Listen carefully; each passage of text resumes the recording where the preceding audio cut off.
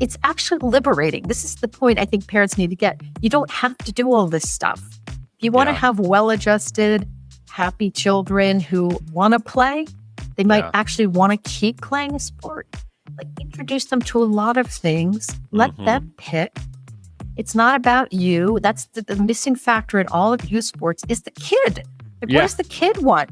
Welcome to Startup Dad, the podcast where we dive deep into the lives of dads who are also leaders in the world of startups and business. I'm your host, Adam Fishman. In today's conversation, I sat down with Linda Flanagan. Linda is, of course, not a dad, but I was so excited to have her on this show. She's the author of the book, Take Back the Game, How Money and Mania Are Ruining Kids' Sports and Why It Matters. Her book addresses the massive changes in youth sports over the past few decades and how these experiences have gone from healthy and enjoyable to stressful and harmful.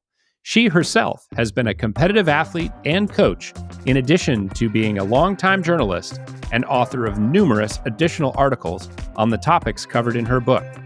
In addition to her long and successful career, she's also a loving spouse and the mother of 3 grown kids. In our conversation today, we spoke all about the topics in her book, diving deep into the inspiration behind the book, how youth sports have transformed from the influence of money and increasingly high stakes, how this has affected children's physical and mental health, and what to do to get us back on the right path and release some of this pressure. She provides a practical guide for parents to follow to make kids' sports fun again and highlights some organizations doing this work today. I hope you enjoy today's conversation.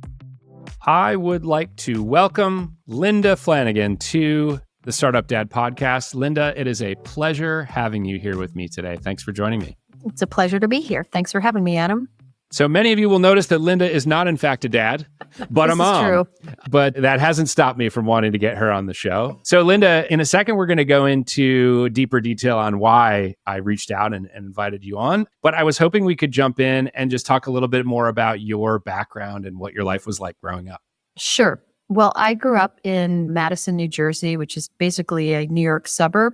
Yes. My wife is from Chatham, New Jersey, which is right next door. I know Chatham very well. Yes, yes. So it's, a painful commute to New York, but my father did every day for about 40 years. And I'm one of 5 kids. And my parents, we kind of grew up in a pretty traditional home, like certainly by modern standards. My mother, God bless her, cooked dinner for us every night, which is mind-boggling. And, my father would take the train and we'd all sit around and have meals together. And, like every family, we had our issues, but both of my parents came from the Midwest and they were sort of grounded in, they shared these values about like hard work and not being too easy on us, just, kind of grinding it out. So it was an excellent childhood in many ways and quite different from, I think, the way a lot of kids grow up now, for better and worse, Yeah. And you ended up with 3 kids of your own, who I guess I would say are now all adults, although maybe they're always going to be kids in your mind. Yes. Yeah. I have a daughter who's 29, a son 28, and another son 26. So I'm sort of on the other end of all the nonsense you have to deal with. And I've survived. With a 9 and 11-year-old, there's a lot of nonsense in our household. Yeah, just you wait. Yeah, I know. What do they say? Bigger kids, bigger problems, or something like that. Yes. So yeah. So I came across you because you wrote a book called Take Back the Game. And you're a parent and a former coach. You coached cross country, is that cross country at the high school level and track. I didn't coach track as much, but for 19 years, I coached girls high school cross country. Wow. And so you've seen quite an evolution in kids sports. And I'm living through today's version of kids sports, which is incredibly intense for a lot of people. And the pressure to keep up with that is incredibly intense for parents. And so, you wrote a book all about this. And I'm very curious to get into it. And I think my audience probably has kids who play sports and are wrapped up in the whole, morass of youth sports. So morass, that's the word. So you're a parent and you coach for a very long time. Was there a specific moment that made you realize that youth sports needed some reform? Was there like a tipping point for you that you observed? It was a confluence of events that kind of conspired to make me want to explore the subject. Part of it is that I've been a serious athlete myself. I was a competitive runner. I played sports growing up, and I was still running when I was a coach, somewhat competitively. So like sports have been a big part of my life. And I also, as I said, have kids. And when only my youngest was really interested, but I could sense the weird intensity of kids' sports when they were really young, when I was a parent myself. And I thought it was strange. And I also got sucked up into it. So that bothered me. But then I guess the real tipping point for me was when I started coaching. And I started coaching because I loved running. I saw what it had done for me, what it had continued to do for me. And I did it because I thought I wanted to help like other girls develop a love of the sport. And I used to always say to the girls I coached, like, I want you to get the running bug because it's like such a gift if you have a sport or an activity you really like to do. And so I went into it for those reasons. Almost immediately, I saw that my sort of altruistic purposes were kind of overtaken by events, and that, many parents, they weren't interested in what the sport could do for their daughters, for their own sake, but what the sport could contribute to their college profile or, get them fit for another sport that would then enable them to do better in college. It was always a means to an end rather than what the inherent benefits of exercise and being on a team. And that bothered me very much. And so I started exploring it, and I do freelance writing. So I started delving into some of these issues about the excesses, about the parental fascination, and it kind of evolved into a book years later. Wow. Well, we are very thankful for the existence of that book now. Well, thank you. I mean, what you're describing here is parents kind of getting in there and sucking a lot of the joy out of the experience of youth sports and really making it out to be something that is so much more high pressure and just intense for kids who have plenty of other stuff going on in their lives that are intense. One of the paradoxes is that I think parents, they feel very intensely about their children's participation and want to give them every opportunity and help them develop. And the point of the expenses and the time investment is to help them have a good experience. But the paradox is the more they spend and the more the parents are passionate about it, it takes away from the kids' enjoyment of it, which we can get to. But I think it's kind of liberating to realize that you don't need to do that for your child to have a good sports experience. Yeah. So when you think back to your life as an athlete, and this podcast, I would say about 60% of my audience is dads. What role did your father have in your life as an athlete? And how did he steer your involvement and perspective on sports? I've thought about that a lot. And because my father, he played tennis and kind of was a casual athlete as an adult, as was my mother. But he viewed sports as something that's good. It's healthy. It gets you out of the house. It's something to do. And so he encouraged it. And he encouraged my interests. So I like to play softball. So every Sunday, he would come out, not every Sunday, but often on Sunday afternoons, I would say, Dad, would you hit me some balls? And he would come out and hit me deep fly balls in the street. And that's like a really great memory, a childhood memory I have with him. He was entirely supportive. It was just pure support. He might offer me an occasional bit of, advice about, about when to run in or whatever, but it was never about, you got to get better, Linda. It was entirely positive, and it was based on my interests. He wasn't trying to get me to do something because that would be good. It would make him look good, or it was entirely about my interests. And that had a big impact on me because it was clear that it was about my enjoyment, not what my sports could do for him. And both of my parents were very busy. They both worked. Again, I'm one of five. And they were involved. My father was the mayor. And I often think about the parents now who prostrate themselves for their kids' activities. And I just know my parents never would have done that. I mean, it's not kind to say they had too much self-respect because that implies that modern day parents don't. But I think it would have struck them as so strange to, look, I'm working all week. I'm not going to get in the car and drive you to some tournament in another state. Forget it. I have stuff Right. to do and figure it out. And like sports had a place, but it wasn't everything. They had their place and it was a nice place in family life, but it didn't by any stretch of the imagination dominate Yeah.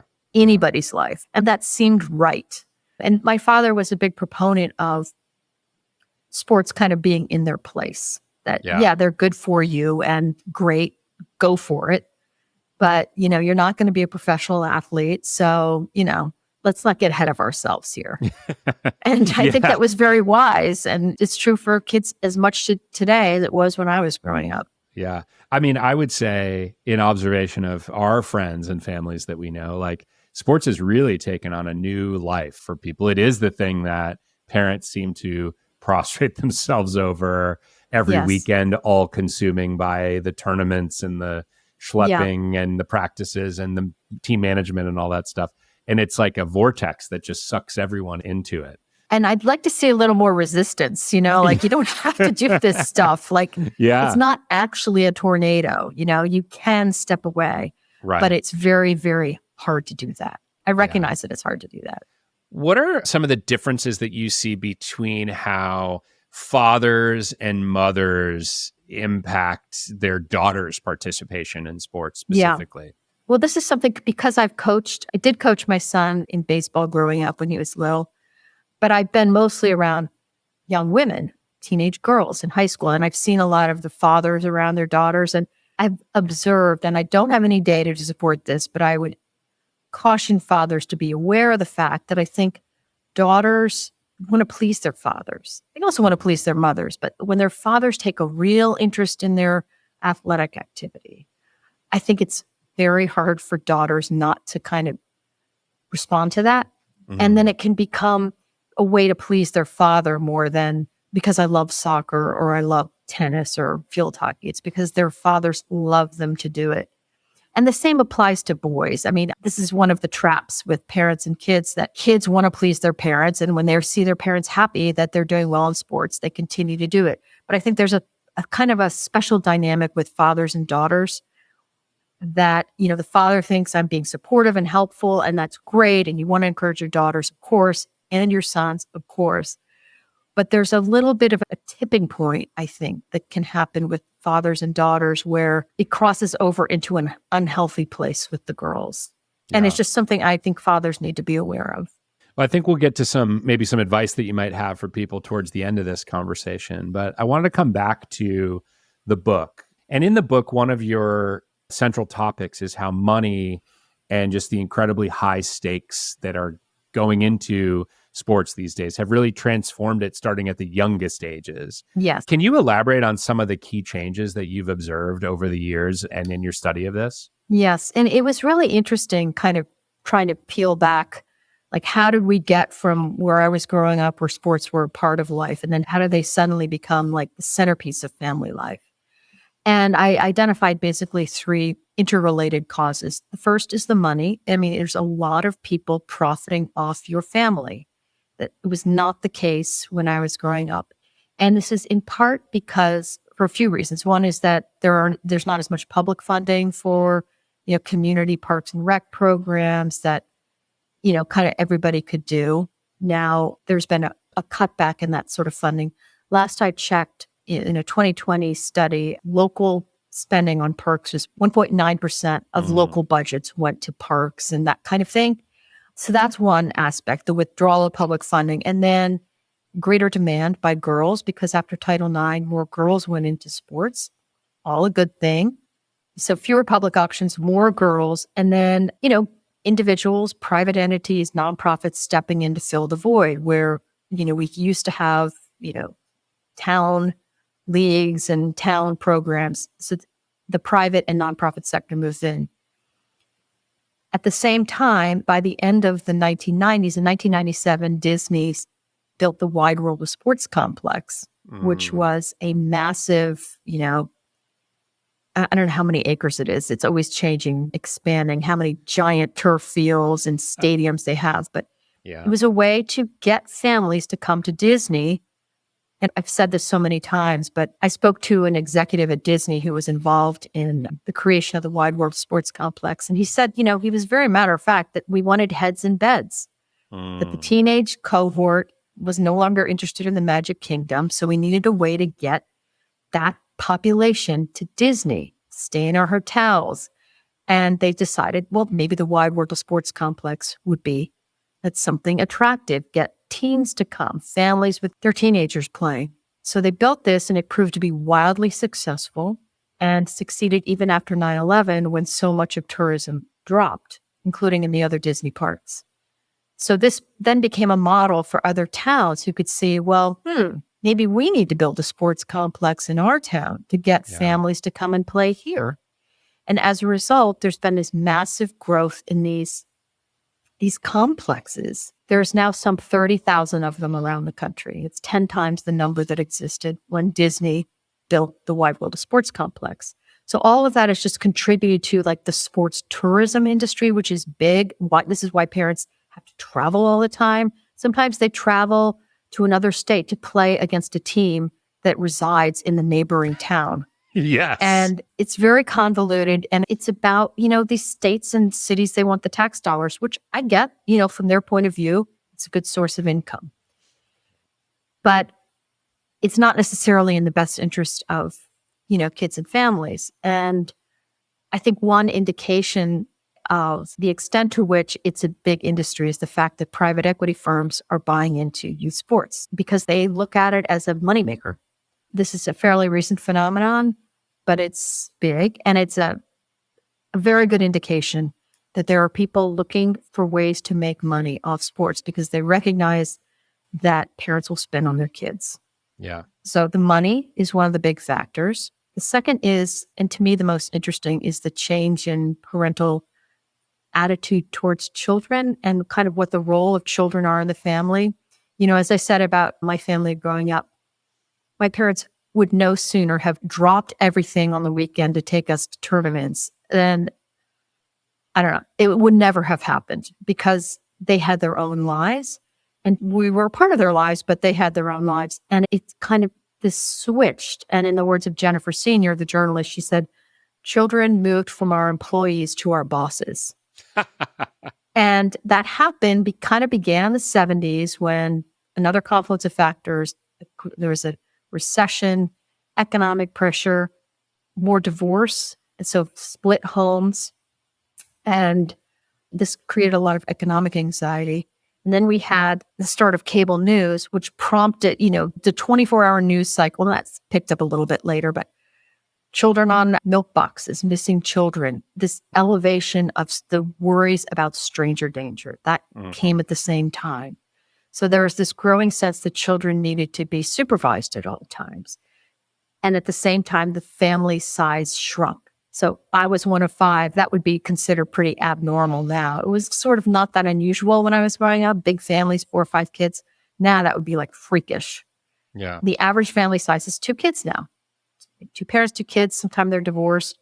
And this prompted the feeling that kids needed to be nurtured. The anxiety created this sense that kids needed to be nurtured and cultivated so that their every little potential talent could be pruned and watered and they would, blossom later down the road and have lots of opportunities.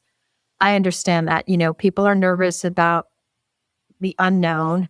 And it seems like we have a winner-take-all kind of system so that if you don't start your child on, Mandarin lessons when they're 5 years old, they might be screwed later. So all of this has just contributed to this feeling, this anxiety. I think that's the main word among parents. Like, how are my kids going to do? And I better not let them fall behind. I better make sure they have every opportunity.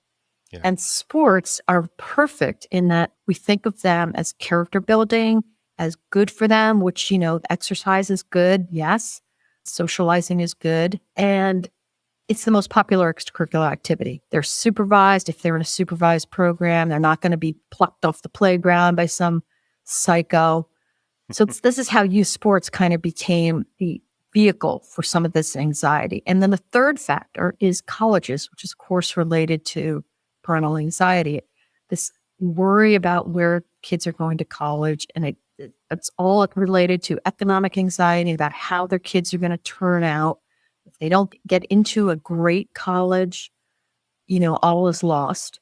And sports are a way to give your child an edge in the college admissions process, which we all learned during, if you didn't know before, after Varsity Blues scandal, you probably figured out then that those parents had been, tipped off about how to do this without actually having to do the work of getting their children to become great water polo players or divers. Right. They just, cut the line. But so it's those three factors: money, the stakes for parents, and changes at colleges. And also colleges, by the way, have given athletes advantages that are attractive. They expedite the admissions process. There's generally a lower standard for admission. And at some colleges, there are scholarships available. Yeah. So it all works together to make it, to kind of taint youth sports, what they're all about, which is what I experienced when I started coaching and saw, like, wait, why do you care so much about running, what that can do for their college entry? And of course, now we have the rise of the NIL, the name and image and likeness, which is sort of further commercializing. I think probably you can debate, it is good for athletes to be able to make some money earlier in their lives. But have you seen, or do you expect that pressure on NIL? And of course, for folks who don't know, it's essentially the ability to pay, college players now for them to get commercial endorsements and things like that before they're professionals. Do you think that's going to further impact the pressure that parents feel or kids feel to kind of specialize and prioritize and narrow their focus to be just the best at a single sport? Yeah. Well, it's hard to see how it could possibly be a good thing. Right. I mean, in terms of like lowering the temperature and returning us to the roots of what sports are for, which is not to say I begrudge people making money off their talents. Mm-hmm. But I think if that's why you're doing a sport, like, that's not great. It's not great. And, by the way, it's in high schools now. Like, there used to be a prohibition on it when NIL was first passed, when the Supreme Court allowed it. It wasn't something that high school athletes could partake in. And at the head of the it's the NFHS, which it's the National Federation of High Schools or something like that, which is sort of the governing body of high school sports. Doesn't really govern, but it's sort of overseeing. Vowed that we're not going to allow this in high school sports. Well, fast forward a few years, and now over 30 states, it is permissible for athletes to benefit from their name, image, and likeness. There have been some cases of kids in elementary school doing this. And of course, it's the parents doing it, using their kids to, make some money or advance themselves. So none of that is something we should be happy about. Yeah, because of course, an elementary school student, and by the way, I didn't even know this was happening at the high school level, which let alone elementary school level, but an elementary school student, they can't sign themselves in a contract or anything like that. So it's all the parents. Right. Well, and there's risk of parents of young kids signing away their rights. If you're not savvy about what you're signing and agreeing to, you can be very easily taken advantage of. And this is already happening in collegiate level, and colleges are offering athletes advice and counsel on how to manage their NIL opportunities, because it's complicated and legal, and you can't just, sign anything. And so that's another risk, is that it's going to lock kids in to unfair arrangements. There's also the risk that this is something that there's a researcher at Families and Sport Lab at Utah State, Travis Dorsch, who's suggested that NIL deals could contribute to sort of a caste system in youth sports, where, the club teams, they'll only take you if you have NIL deals, and that'll be one more little feather in their cap when they're marketing. We got X number of kids in Ivy League or D1 programs, and 85% of our kids have NIL deals. It's just one more sort of unappealing, in my view, perversion of sports. Yeah. I wanted to talk to you a bit about specialization, because that's a thing I recently read the book Range that talks about that and the sort of differences between generalist athletes versus people who, like the Tiger Woods of the world who start playing golf when they're 2. And you've written about this too, but how does early sports specialization affect the physical and mental health of kids? The desire to specialize early is in part, this comes from this idea that I need to get a good head start. I need to give my kid a head start. And if I just start him in second grade, that'll give him an advantage. And if he just plays that one sport, or she. There's so much research on this about the physical and psychological drawbacks to it. And there's also been recent research that's coincided with the Olympics showing that the very top athletes at the international level did not specialize when they were young. They were multi-sport athletes. Those who specialize when they're young, they may become top youth athletes, but they are unlikely to become top adult athletes. So even the whole rationale for it to begin with, it's, well, maybe I'll have a pro player. It falls apart. The data shows that is not the case. Yeah. And when you are specializing, when you are encouraging your elementary school kid to specialize or following the advice of what I would consider an unscrupulous coach who wants your child to devote himself to baseball at age 8, first of all, that increases the chance of injury. It's the number one cause of injury in kids. It's overuse, playing too much year-round, no breaks. It's very bad for their physical development. Many of the kids are also physically illiterate, despite the fact that they're playing all the time, because sometimes they're not only even just playing one sport, they're playing one position, which is obviously not how you become a well-rounded athlete. Again, which is why these multi-sport athletes at the very top, it's the multi-sport athletes who develop the best overall because they develop different parts of their bodies. So the kids who specialize early, they may, it's possible, become star or outstanding youth athletes. They may, on the other hand, more likely drop out. Most kids drop out by, there's 2 different sources of data on this. One says by 11, one says by 13, because it's not fun. Because when you think about early specialization, if you're just doing one activity, I mean, what child wants to do that?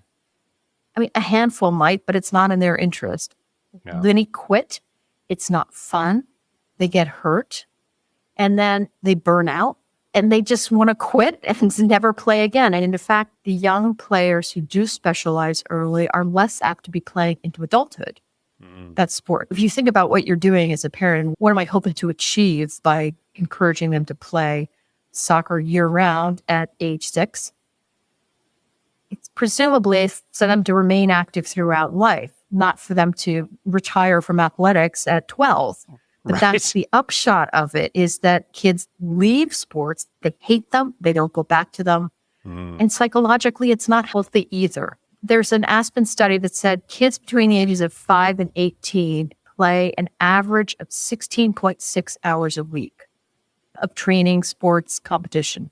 And that's probably tilted toward the teenagers. But the psychological benefit diminishes after 16 hours. Yeah. And there's also a rule of thumb about how much you should be training when you're a child. And it is not 16 hours when you're 8 years old. Sure. And another fact about specialization, which I have to think parents know this, but if you're playing one sport year round and you're beholden to the schedule of the club and the summer programs, and that becomes your identity, those are the kids who are going to, when they get hurt, because they will get hurt, are going to suffer the most because they haven't developed other sources of meaning in their lives. And I've talked to many people about this, that it's bad. If you're an athlete, I've been a runner and I'm so worried about getting hurt because running has been so important to me, but I have a full life. If you are, 16 years old and all you've done is play lacrosse and that's who you are and that's what you're known for,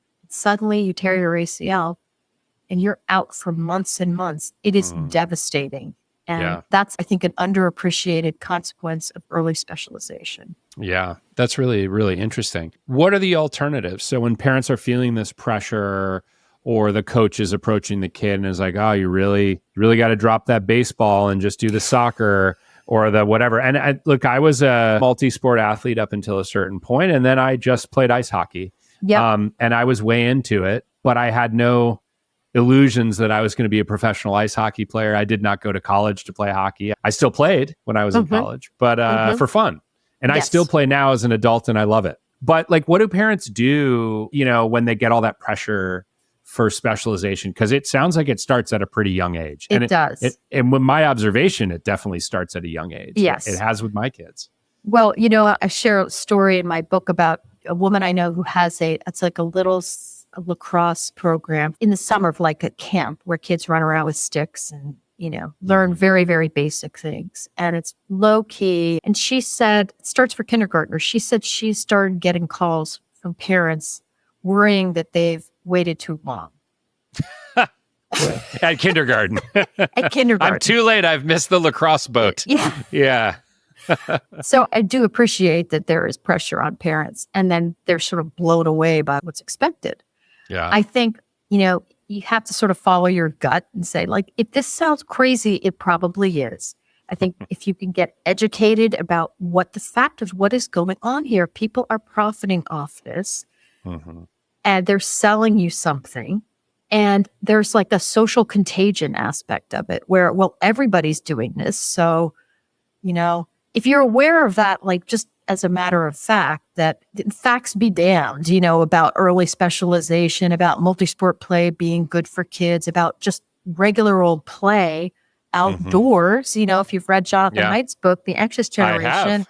Yeah. And Lenore Skenazy, who's free range kids, like kids need to be outdoors playing with other kids. They don't need adults hovering and, reinforcing the rules. And it's actually liberating. This is the point I think parents need to get. You don't have to do all this stuff. If you want to have well-adjusted, happy children who want to play, they might actually want to keep playing a sport. Like, introduce them to a lot of things. Let them pick. It's not about you. That's the missing factor in all of youth sports is the kid. Like, what does the kid want? It's so often driven by the adults, with the parents and the coaches kind of plotting about what's the best course. And if we can just kind of step back and let kids kind of call the shots.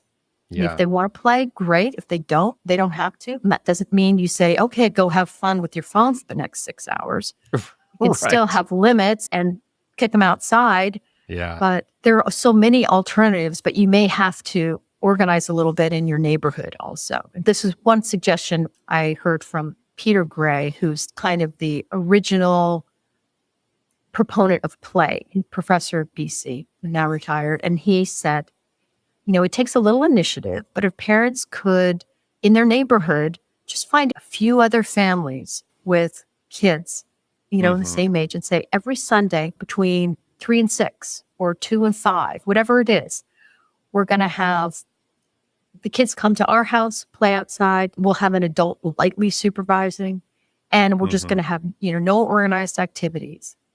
And you just kind of agree to do this casually with others in the neighborhood to have just playtime for the kids. I mean, it's so much more appealing to me than having to drive hither and yon to get them to some game, Yes. Where they might sit on the bench half the time anyway. Right. And then you're eating dinner in the car. I mean, these are like better options for kids and families anyway, if parents can just kind of say, wait a minute, we're not doing this. I want to do this.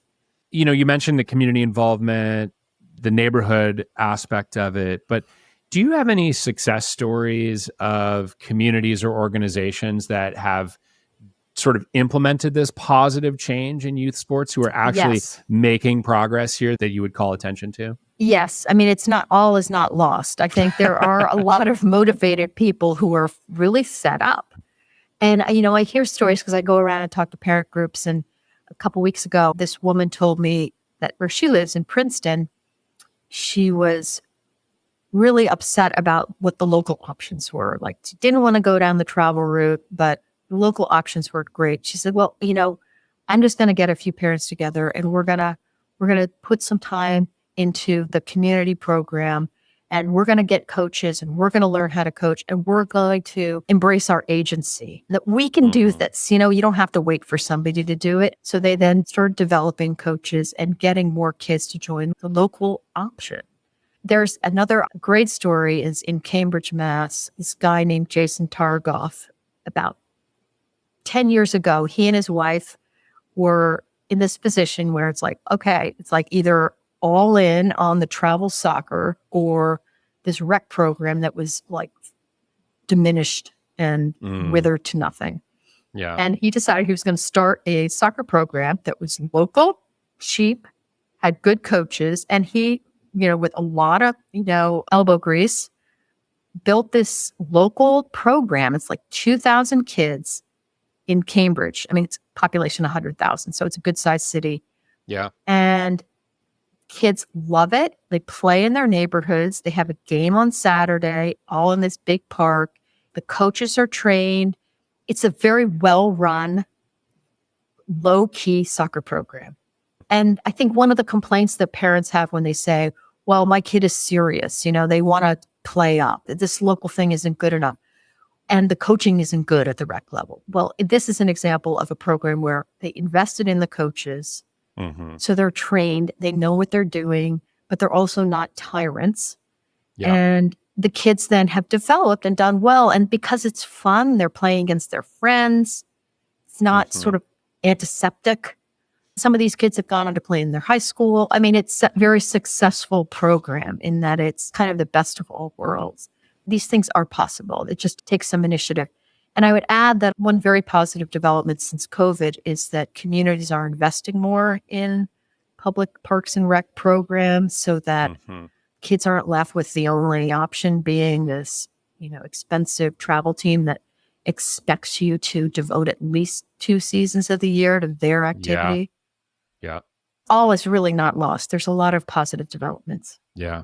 It's interesting that you touch on the cost of those travel programs. I mean, we experienced this firsthand. The competitive league at, the age of 8 and 9 is 5 times the cost of just the local rec league for something like soccer, where I'm like, you just need a field and a ball and some referees. But yeah, there's a lot, they enter all the tournaments and like all these other things. And it's quite an expense. It is sort of interesting that you mentioned, earlier in our conversation, creating this kind of like caste system or hierarchical system of the haves and the haves nots. There are not a lot of scholarship opportunities for these competitive things. It's just sort of, at least in my neighborhood, it's just sort of assumed, you pony it up, Yes. And that's challenging. Yeah, because then it's, if you're not ponying up, it's like, well, what's wrong with you? Right. What, you don't care about your kids, Right. You feel like you're kind of on the defensive. Yeah. And I mean, I fell victim to that as well. Like, well, what else are we going to do? So, if you can't find good alternatives, you're probably likely going to, concede. But it's really better if you can find something that doesn't demand so much, even if you can afford it. And a lot of people can't afford that. Right. One thing I've noticed that's changed since I was a kid, and maybe even since you were a kid, is the role that the kids themselves play in kind of the fundraising process. It just doesn't happen that much anymore. We used to go, sell candy bars or do car washes or whatever to raise funds, sell a directory or something. And I just don't see that often. I think in some pockets it happens, but it seems like, at least in my experience, it's happening less than it used to. So they're just sort of assuming the parents will fund it. Yes. I don't want to be too grouchy, but that's one of my huge pet peeves about, that's contradiction in terms, a huge pet peeve about fundraising on behalf of kids stuff, like for schools too. That always annoyed the hell out of me. Like, why are we doing this to parents? It's the parents that are going to go sell the wrapping paper, not the kids. Right. Or Right. I think that's very irksome. There's a decent number of people who listen to this show that are in the world of technology and startups and things like that, and know a lot about social media. We've touched on that a little bit here, but what role do you think technology and the rise of social media are playing in getting us into this kind of current state of youth sports that we're in? There have been a lot of technological advances that have been applied to youth sports now. So some of the apps that help you schedule, organize teams, organize practices, organize communication. And I'm sure that they do ease a lot of the friction that comes with the logistics of all of this. At the same time, from what I've heard from parents, they add a layer of like expectation that you can't escape it. If a kid is sick, it can't make it. There'll be a blast saying we need an extra child, or there's no reprieve from it. The parents I spoke to said it just adds to the level of pressure they feel, that they can't get away from the constant updates and the reminders about practices and games, and that I'm sure they're intended for efficiency and all that and coach communication, but the effect can be that it's kind of one more form of technological oppression. And, like I struggle to find many good things to say about social media, insofar as they help athletes. I don't know. They basically, again, if you read Jonathan Haidt's book about social media, they're just contributed so greatly to anxiety and depression, and athletes feeling the need to, show themselves and then getting trashed. I mean, in the Olympics, I read about an athlete, a runner, who just removed his social media because he was getting so much grief. Yeah. So it's hard to see the positive, and I'm open to hearing what the positives are, but basically, I don't think social media is a force for good. And its overlay with athletics, I don't think is great either. Yeah. I would point out that there is one positive technology that I know of, and I'm sure there are many more that I just don't know about. But this one is called Pickup Sports App, and it's kind of in its early stages now, and it's based in Atlanta. That's where they're kind of rolling it out. But it's an app that allows kids to gather in their neighborhoods with other kids who are on the app, so that you don't have to, follow the team schedule. You can, these kids around in this neighborhood where we can easily meet at this park at this time, and there's going to be one adult or something supervising in this group. It's one way to kind of fight back against the professionalization. I love that. It's creating the ability to not have to be so scheduled or routinized. And you can be a little bit more, even though it's supported by an app, you can be a bit more spontaneous. And exactly. How many people are around right now? Oh, let's go over to the field. And right. And not doing it via text, but having, like random kids. I mean, my son would go over to the Y and just play pickup games with people in basketball. But if your kids are younger, it seems like a pretty it's smart. A little harder. Yes, it's definitely harder. And if there is an app, that might be attractive to people. That's great. So we talked a lot about parents, right? And the responsibility that parents play to create a balanced and healthy environment for kids. What about the role of coaches? We've talked about how coaches are sometimes putting a lot of this pressure, or sort of putting the pressure on the parents, who are then putting the pressure on the kids. Yes. So what is the role that coaches can play in all of this to create that balance and that healthy environment? At least from the studies I've looked at, parents are responsible for getting their kids into sports generally, and it's coaches who are pushing to specialize. Now, I'm sure there are exceptions. There are obviously parents that push it as well, and coaches who are on the other side of things, who are saying, let's pump the brakes and you need a rest and don't play year round. I mean, I think with coaches, you have to be really careful about who you're coaching for, and to be sure you're coaching for the kind of organization that shares your values. Because it's clear in some coaching organizations, it's about developing players to win. It's about the elite la-di-da that's going to then elevate the child to get in front of college coaches. And if you're like the coach who has other ambitions, that you want to encourage multi-sports, you want to have a positive approach, and not that all those coaches who are concerned about getting the kids into colleges are negative by any stretch, but that if you have a more holistic view of a child, then you just want to be sure that you're coaching for an organization that shares those values, or you're just going to be miserable. And the same is true if you're coaching at a school. If the athletic program is all about wins, that's what they emphasize, and about the flags in the gym, you're this conference champion, then you're going to be a miserable coach. So you just have to be kind of discriminating as a coach as well. Yeah. What advice would you give to parents who really want to support the interest of their kids, but don't want to fall into the mania that you've described in your book? What are some practical ways that parents can keep that at arm's length? Well, I think the first is to, as I say it in my book, is to look at your child. I mean, they need to be the ones behind the interest in the activity. They need to be the ones saying, I want to play soccer or I want to play tennis. Or if they don't, like, you can provide lots of options and encourage parents to give all kinds of options. It's not just soccer and basketball. There's all kinds of different sports. Some kids lean one way or the other, and give them lots of options. But to remember, it really has to come from the child.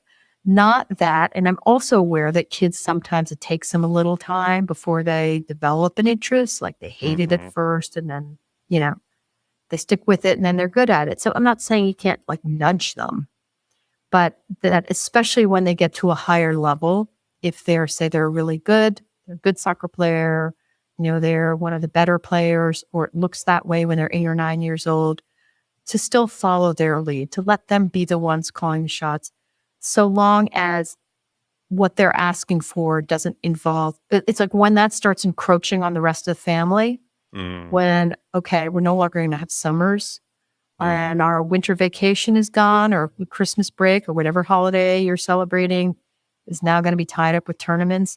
It's like, that's when it's time to assert your own authority as a parent and to consider the interests of the others in the family. Yeah. Which is not to say you don't do it. Maybe you can work it out. However you work it out, you divide and conquer occasionally, or it kind of has to be individual.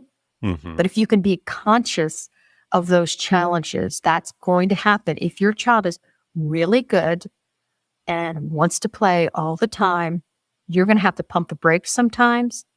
And at the same, while encouraging their development. It's a kind of a dance, it's a bit of a dance. And I also, think parents need to remember that the odds are not in their child's favor of being a star. And that's fine. That's fine. That's life.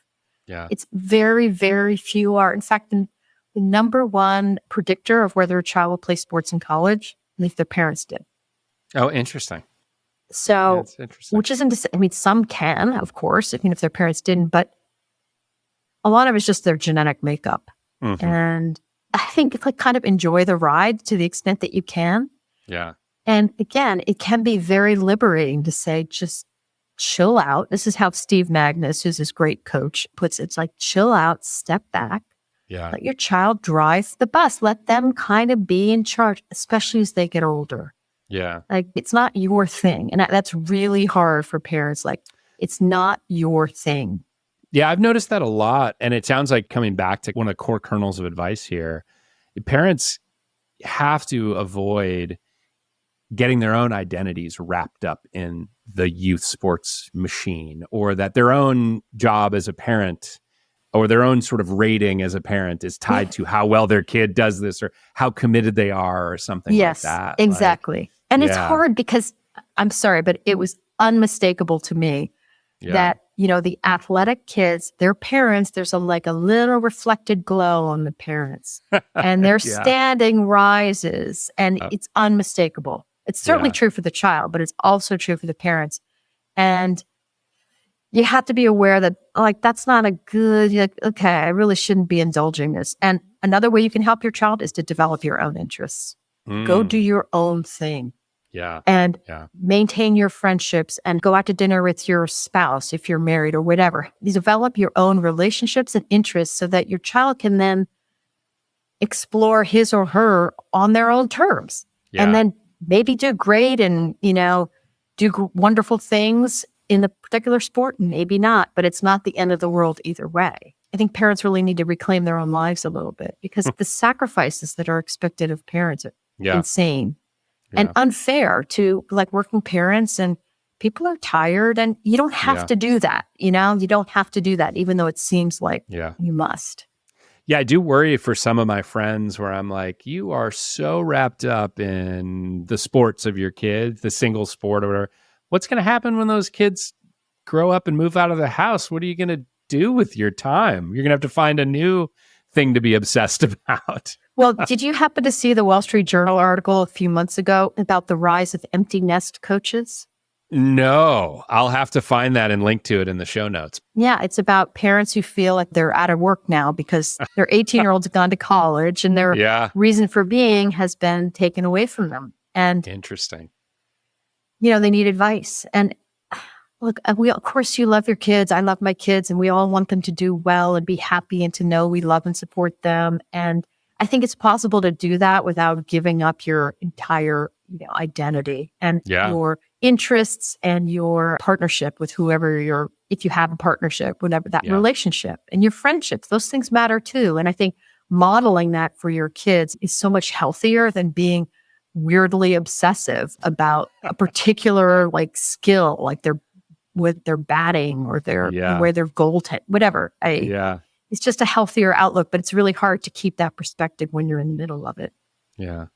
So if we look forward to kids' youth sports over the next decade or so, what are some of the changes that you're hoping, your book and your kind of, advocacy for this change? What are you hoping to see happen?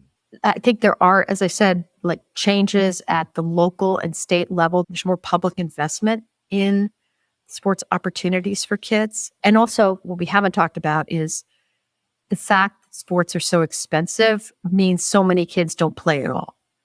So sports are based on income level. Participation is tied to income. So if you are in the population that earns $100,000 or more, 46% of the kids in those households play sports to a healthy level. And if that number is rising. If you're in the household that's 25,000 or less, 26% of kids play to a healthy level, and that number is declining. So state and local governments are responding to this and putting more money into it. So I think that's a positive development so that, a saner kind of sports world can return, or there are more options for families so that it's not all or nothing. I think there's so many changes in college sports happening right now. It's just kind of no one knows what's going to happen because not only do we have NIL, but now athletes there's going to be a deal about some being paid. It's going to really upend college sports. And if it were to happen, which I would love to see happen, that colleges did away with the admissions advantage, did away with the intense recruiting, at least at the Division III level, I think it would eliminate the incentive to do some of this stuff, the crazy stuff, because that's driving a lot of it. Because why else would you give up your summers and family breaks if it didn't have some payoff at the end, like you're hoping that it's going to lead to college recruitment? So if the colleges took away that incentive, I think that would help. Which is not to say I want kids to play. This is the other thing. It seems like another paradox, but I think kids should be able to play for longer, and it should be fun. And if you're competitive, you play at a competitive level, but it's not all or nothing, which is kind of the way it is now. I wanted to end with a couple of things. Well, one thing before our rapid fire lightning round is just how can people follow along or be helpful to you in your journey and your advocacy for this change in youth sports? Okay, well, you got to read my book. Yep. Naturally. Yeah, of course. If you can follow me on Twitter or whatever, at Linda Flanagan too, the new Twitter. I love to do talks to schools. I've done a lot of talks at schools. Happy to do that, either via Zoom or even in person. As I've said, I have a great friend in Piedmont. Yep. I think it's not really even about helping me. It's about what can you do to change the culture yourself and kind of take responsibility for it. And that's hard. And I get it's like, putting a lot on parents, but to, fortify your backbone and resist and consider that you don't have to do this. And if it doesn't feel right, if your gut says how is it possible that my 5-year-old can be behind? It's like, your 5-year-old's not behind. It's fine. To kind of relax. I wish parents kind of relax a little bit. I wish I had relaxed a little bit more when my kids were younger. Just like, it's going to be okay. Well, that's good advice to end on. It's going to be okay. I hope people buy your book. The book's called Take Back the Game. We do a parent speaker series here in Piedmont. So maybe we'll get you here to talk to parents about youth sports. It'd be fun. Love to do it. All right. Are you ready for our lightning Yes, round? I Okay. am. The Yep. rules of lightning round are simple. I ask you a question, you say the first thing that comes to mind, and then we Okay. move on. It's a judgment-free zone. What is the most indispensable parenting product that you've ever purchased? My running shoes. They What is kept me sane. What is the most useless parenting product that you've ever purchased? Just about anything requiring batteries. Love that. Finish this sentence. When my kids were younger, the ideal day with my kids involved this one activity. Walking or exercising outdoors. Okay. What is the best piece of parenting advice that you've ever received? This was by a nurse when my daughter was born. She said, encouraging us to be a little tough about sleep, that it is a gift to your child for them to be able to put themselves to sleep. Ah, love that. So at the time, the Ferber method was big, and that's what we Yes. did. And thank God we did, but it was hard. But it's a gift Yeah. to your child. That was one of the best pieces of advice. We also use the Ferber method in our household, and it worked like a charm. Yep, you got to do it. Yeah. You got to suffer a little bit, but That's right. Okay, what is the worst piece of parenting advice that you've ever received? there's a whole mode of advice that encourages rushing to do something, to get ahead, to start soon, don't miss out, while supplies last, sign them up, anything that encourages rushing is almost always bad advice. Okay. All right. We'll put that broad category out there. Don't do Yeah. that. What is the most frustrating thing that has ever happened to you as a mom?